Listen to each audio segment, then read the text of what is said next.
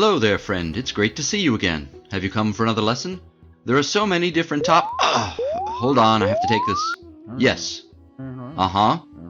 He wants to command a battleship. Of course he does. And a raise. Wonderful. Fine, just do it.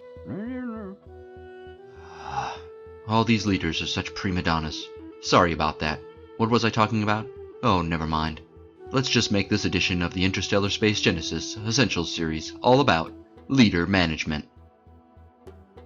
Leaders are an essential part of any successful empire's toolkit. In order to use them properly, it is important to understand how they work.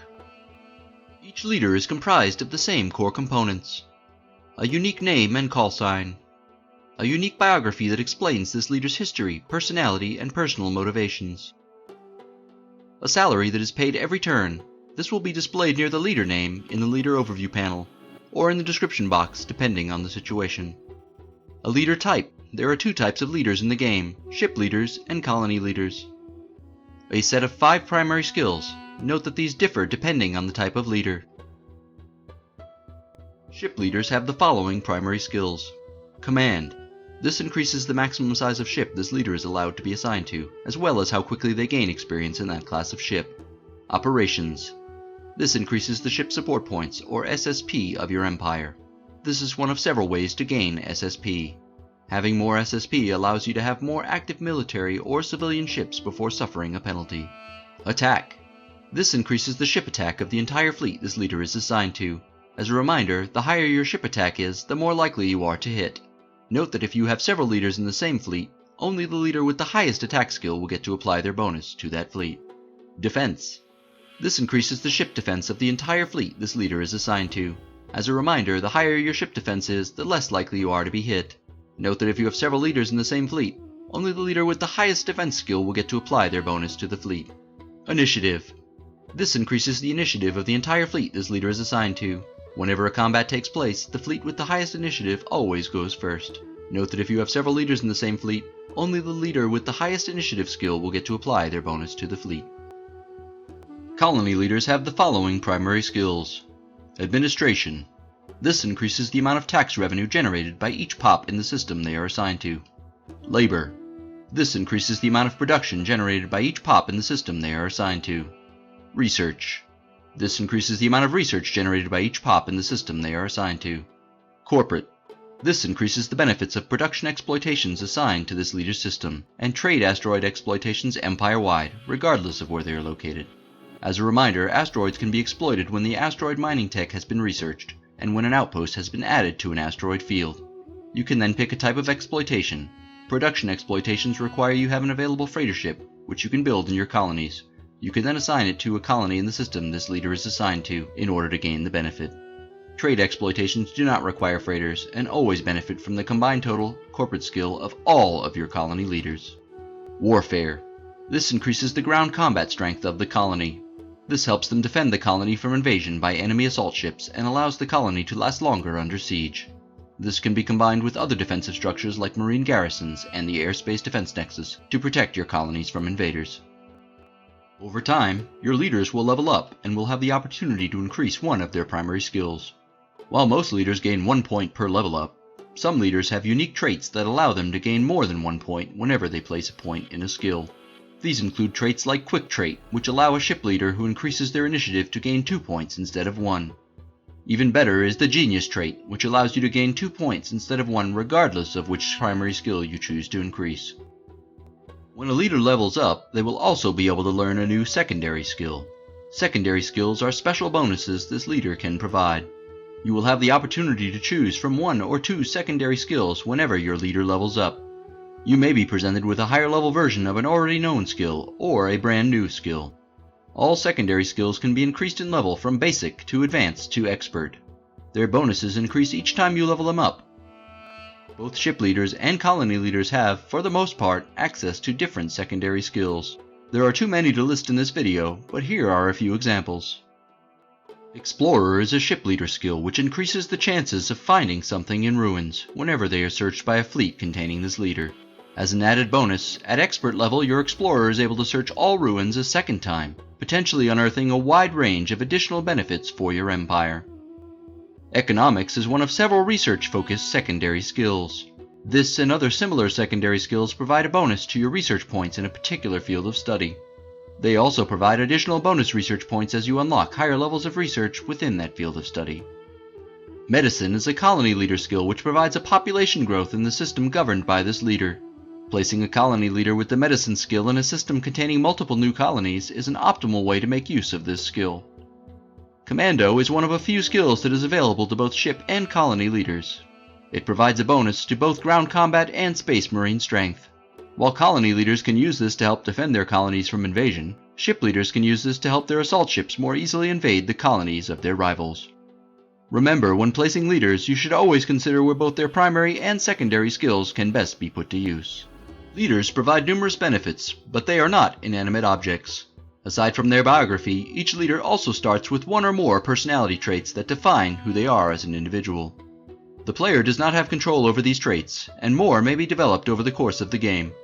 Some traits are beneficial, such as the Visionary trait, which provides +1 SCP, also known as Space Culture Points, per pop in the system they govern. Other traits are detrimental and inhibit the leader in some way. One example is Uncreative, which prevents the leader from getting to choose which secondary skill they gain when leveling up. Another particularly nasty trait is Envious. Envious leaders get jealous of other leaders with similar secondary skills to their own. Perhaps they fear for their job, or perhaps they just don't get along. Regardless, they will often ask you to fire their rivals. We will discuss more about this later in the video. Now that you know the value of leaders, you may be interested in acquiring some of them. Throughout the game, available leaders will approach you to offer their services. You will have 20 turns to hire them before they leave to find work elsewhere. To hire a leader, you must have the funds necessary to pay their hiring fee. Don't be afraid to adjust your tax slider or produce trade goods to earn the funds required. Depending on the importance of the leader, it may even be worth scrapping something to afford hiring them before they leave. Your ships can be scrapped for BC when orbiting your systems, and your buildings can be scrapped at any time for an immediate influx of BC. It is important to note that there is no limit to how many ship or colony leaders you can have in your service, but there is a limit to how many leaders exist in the galaxy. If you turn down a leader's offer, the next time you see them, they may be in the employ of one of your rivals. Every leader has a salary which must be paid every turn. The amount this salary costs will go up every time they level up. In addition, after they have leveled up a few times, the leader will desire a raise, but we will discuss that in more detail later. Be sure you have a use for each leader, so you aren't paying them for nothing. You may be wondering how to assign your leaders. The easiest way to assign a leader is to go to the leader's overview screen. Click on the flashing Unassigned tab at the bottom of their profile. When assigning a leader, it takes 5 turns for the leader to arrive at their post. Ship leaders will present a list of your ships. You can select any ship that the leader's command skill is high enough to support. Selecting a ship in the same system the leader is currently located in will eliminate the normal 5-turn delay, allowing them to command their new ship immediately. Colony leaders will present a list of your systems. The leader will provide their benefits to all colonies in the system chosen. It is important to keep all of your leaders assigned. Unassigned leaders feel neglected, and their opinion of you will decrease. Assigned leaders will appreciate the opportunity you've offered them, and their opinion of you will slowly increase. To dismiss a leader you no longer wish to employ, simply hover over their portrait and click the Dismiss button. You may find that you would like more leaders, but none seem to be approaching you. As long as there are still leaders left to hire in the galaxy, here are a few methods to draw them to your cause. There are 5 different space culture choices which will bring leaders to your doorstep.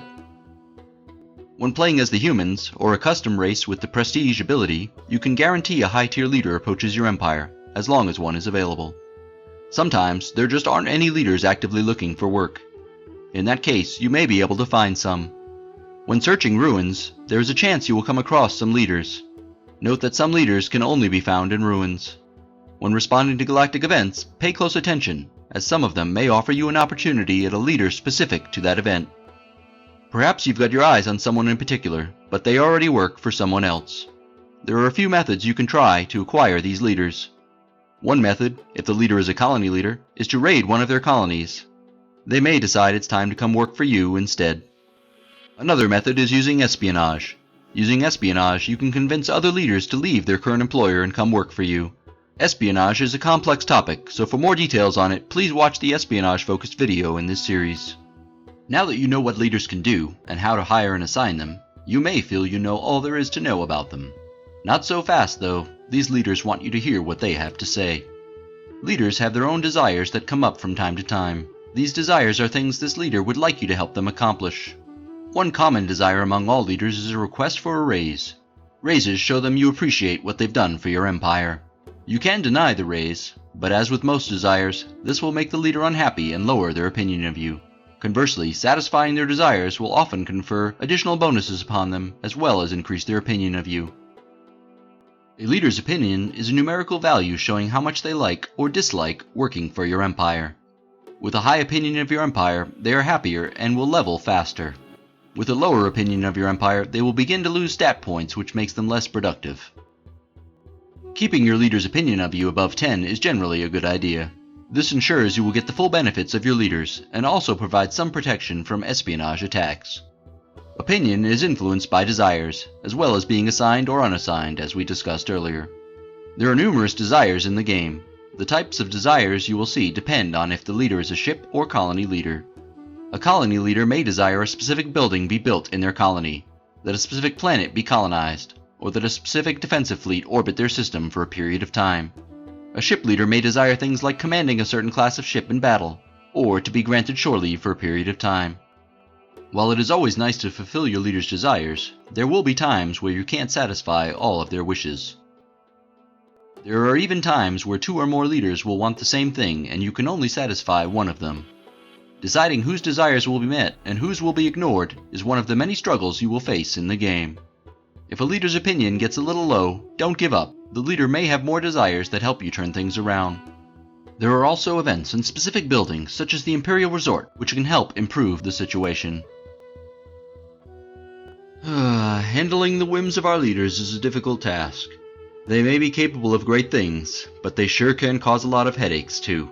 Keep them happy though, because you never know when spies may be whispering things in their ears.